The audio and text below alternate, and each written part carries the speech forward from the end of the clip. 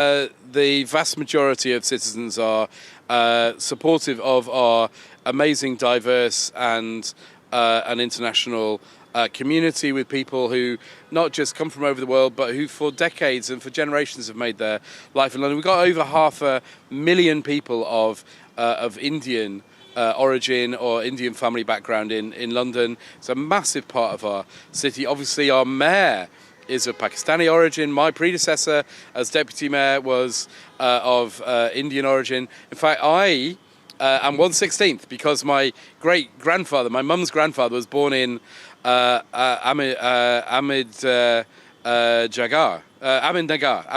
just up the road from here. So I'm partly Maharashtra.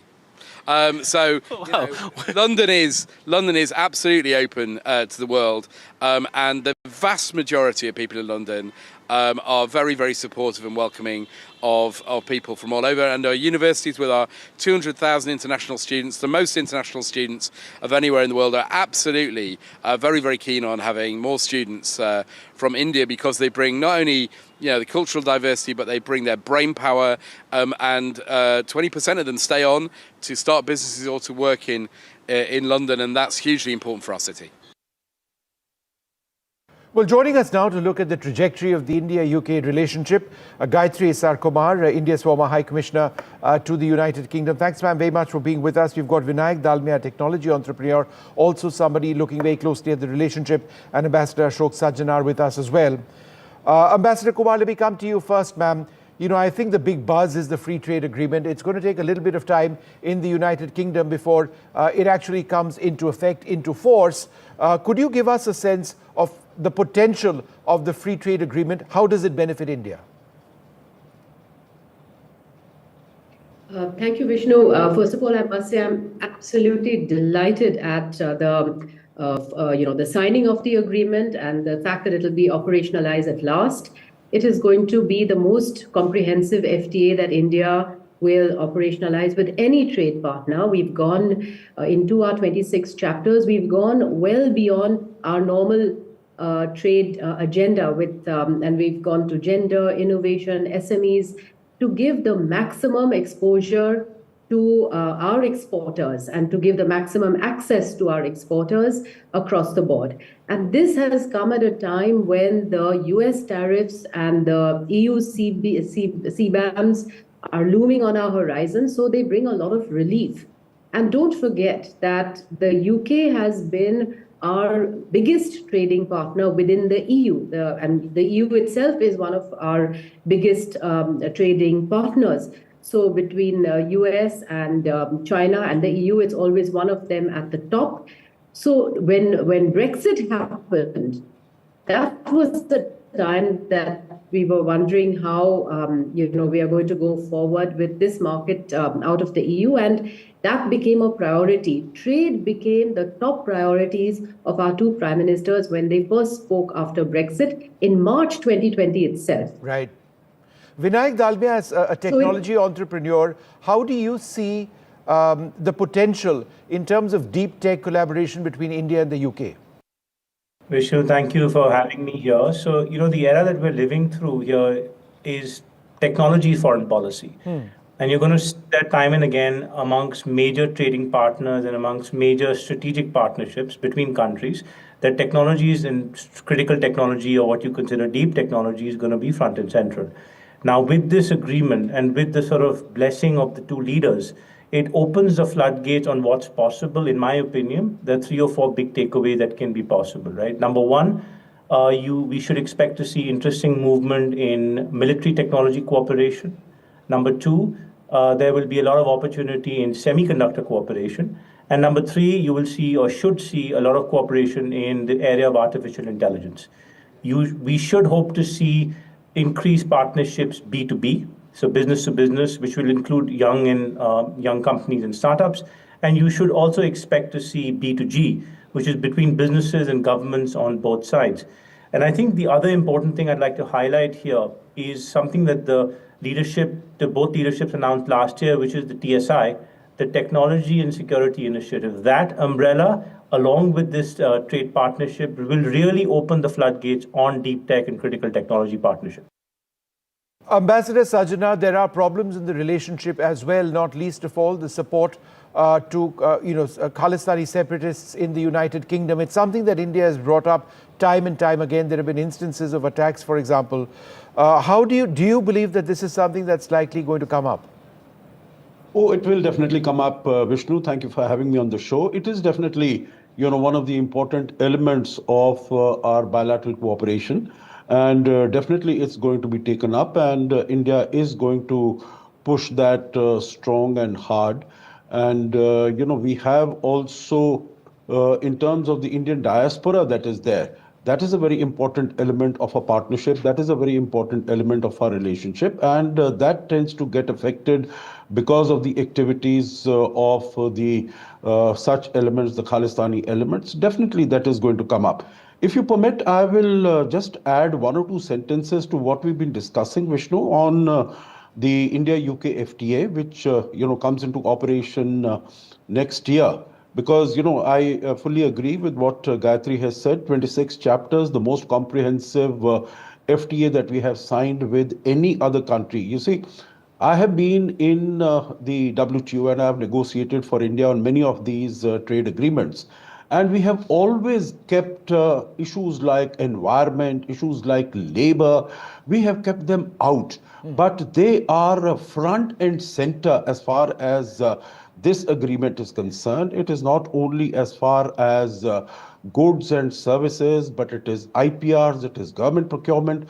Government procurement has also been anathema for us when we have, when there has been demand and requirements for introducing them, including them.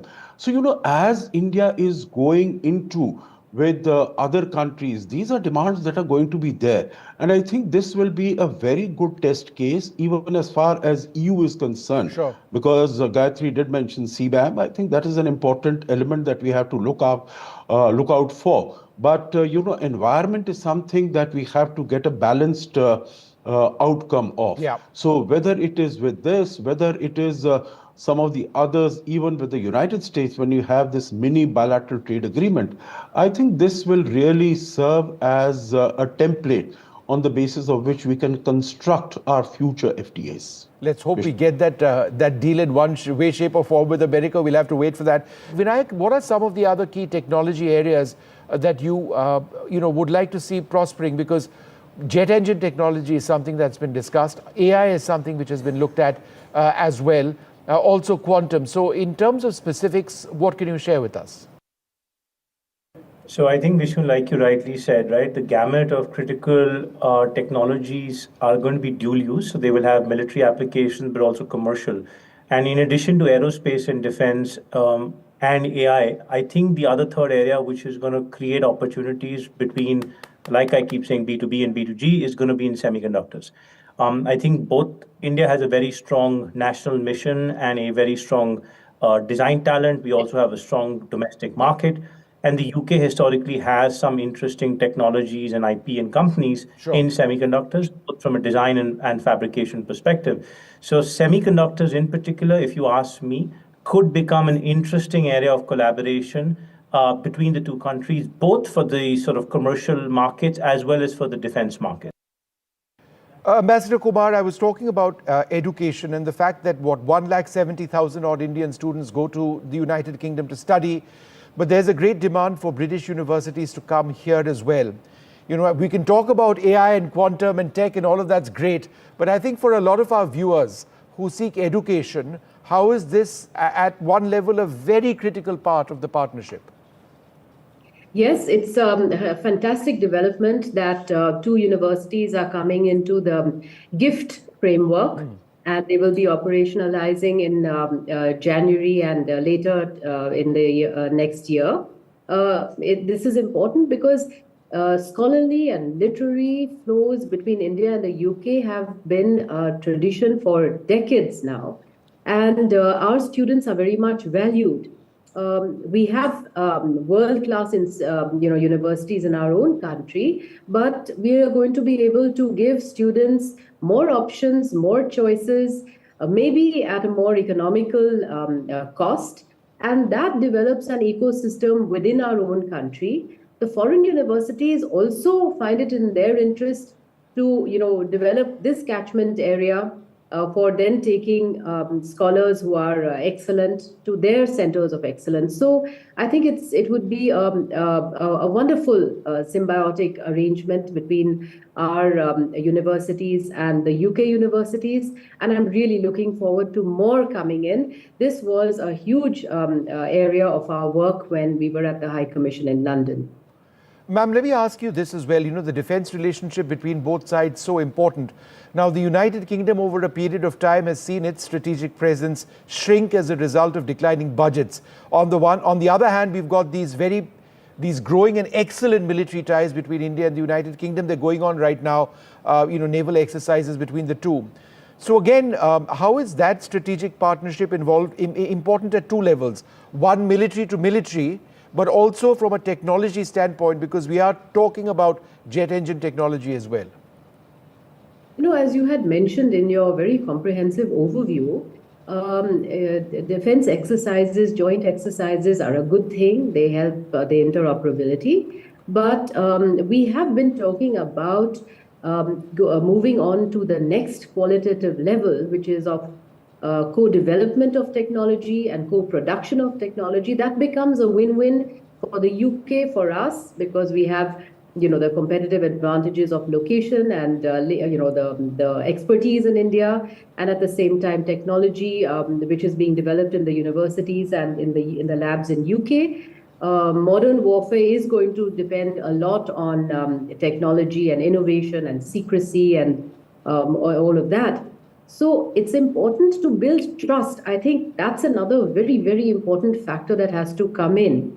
And that has to be worked on in the other areas of our, the other tracks of our relationship, because you cannot have a flourishing defense and security partnership as we would like to realize and as we would like to achieve the full potential that both our countries have based on our complementary strengths, if the basic sensitivity to each other's security interests and security concerns is not proven, not only spoken about and vocalized, but proven on the ground. Ambassador Sajana, last question to you. In as much as we talk about the future of this relationship, I can't but help think about the recent past, COVID, and the fact that AstraZeneca tied up with the Serum Institute of India.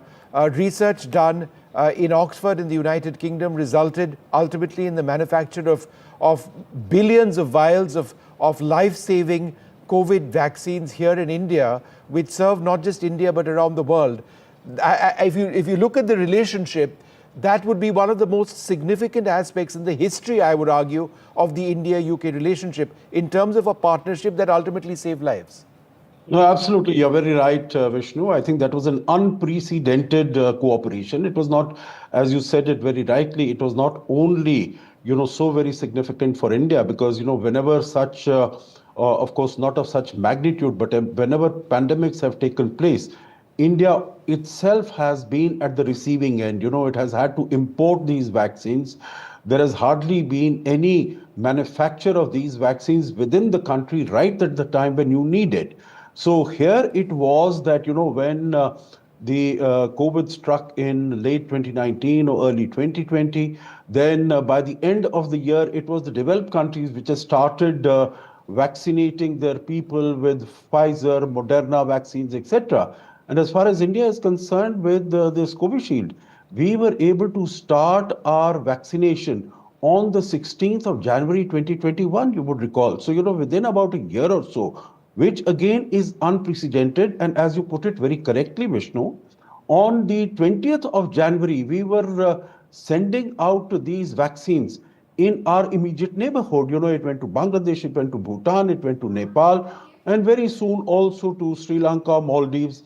And by the end of it, we had sent out more than 300 million doses of these vaccines, Vaccine Maitri initiative, to more than 100 countries. And, this is, of course, without referring also to the large quantities of medicines that were sent out.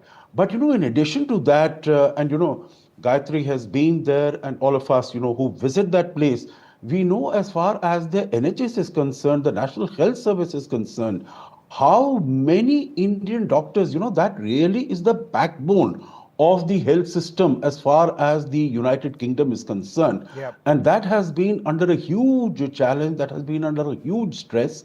Even not only doctors, as far as nurses are concerned, there are so many of them from India. So I think health, education, and of course technology, I would really mention that these are really at the top of our in terms of the pecking order where we can go. Of course, not to deny, FTA has its own significance, particularly in the context of this weaponization of markets that we see by the United States. But I think that is going to be very important. Well, I'd like to thank all of you, Ambassador Kumar, Ambassador Sajjadar and Vinayak Dalmia for joining us. Let's see where the relationship takes us. But let's also think about what's going to happen tomorrow. The British Prime Minister over here today. Tomorrow is going to be a crucial day as far as the bilateral talks between India and the United Kingdom are concerned. Both Prime Minister Modi and Prime Minister Starmer will be speaking at a fintech summit as well. There'll be joint statements, a lot perhaps in taking forward the relationship between London and New Delhi. For the moment, from all of us here, goodbye.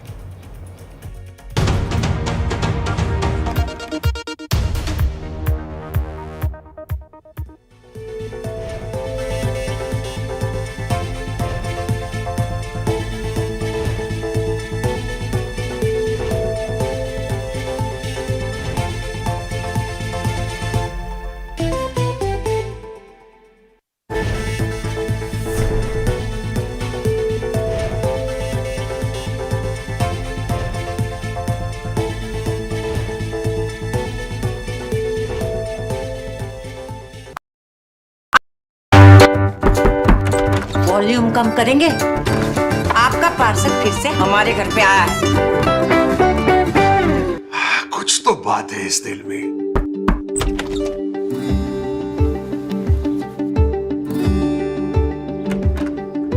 माँ भी हमेशा पीमाक mustard oil में ही खाना बनाती थी, ये आपके लिए।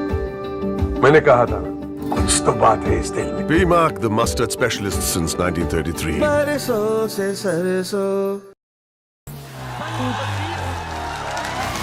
What does the youth of Bihar want in this election? I will dissect and explain. When it comes to elections, I crunch numbers and tell you what others miss. Bihar elections, the what, why and how. I read Bihar politics like no one else. For over 4 decades now, I have had a ringside view of some of India's biggest elections. This time, I will bring to you the twists and turns of Bihar elections. Understand the real election dynamics in Bihar. With me on Bihar Battleground. The ultimate battle for Bihar. NDTV unites the biggest voices, unmissable debates and data discourse. Battleground Bihar on NDTV 24/7. The best app to use is the NDTV app.